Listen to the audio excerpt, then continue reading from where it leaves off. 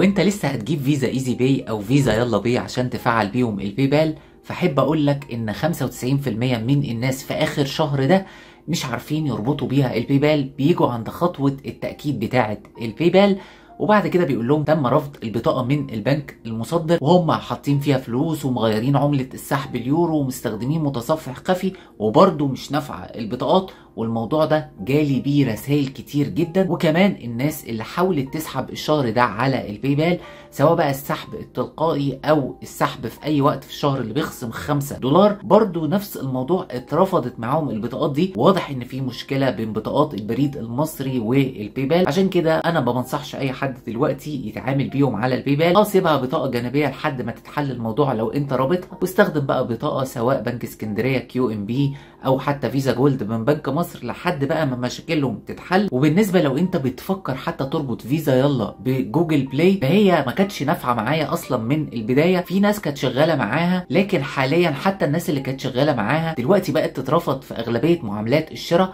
وانا بتكلم على تجاربي وتجارب الناس اللي بيبعتوا لي، انا مش بتكلم على كل الناس، ممكن انت تختلف معايا. عشان كده انا بنصحك تستخدم بطاقه خصم مباشر، بتبقى افضل لك على حساب الجوجل بلاي. اخر حاجه ودي غريبه جدا، مشكله الناس اللي اتخصم منها 7 جنيه ونص، وطبعا معظم الناس لاحظوا ان رصيدهم قل على فيزا يلا باي. انا سمعت الموضوع ده امبارح واتفاجئت النهارده فعلا ان انا اتخصم مني نفس المبلغ. فما جيت بصيت على التطبيق ودخلت على البريد الرقمي لقيتها مصاريف اداريه، فانا استغربت بصراحه ايه هي المصاريف الاداريه اللي هي 7 جنيه ونص. عارف ان يعني رسوم السنويه ليها مبلغ معين. فلما جيت بقى بصيت على جروبات الفيسبوك لقيت ان البريد المصري بقى يقسم المصاريف السنويه على 4 دفعات بحيث تبقى 7 جنيه ونص على 4 شهور في السنه. فاما جيت بقى بعت لهم سالتهم قلت لهم هو الكلام ده صحيح؟ فاكدوا لي الكلام ده من الصفحه الرسميه بتاعتهم. بصراحه انا مش فاهم سبب الموضوع ده ايه، وموضوع غريب جدا، لكن حبيت اطمن الناس اللي قلقانه يعني فاكره بقى ان موضوع الارصده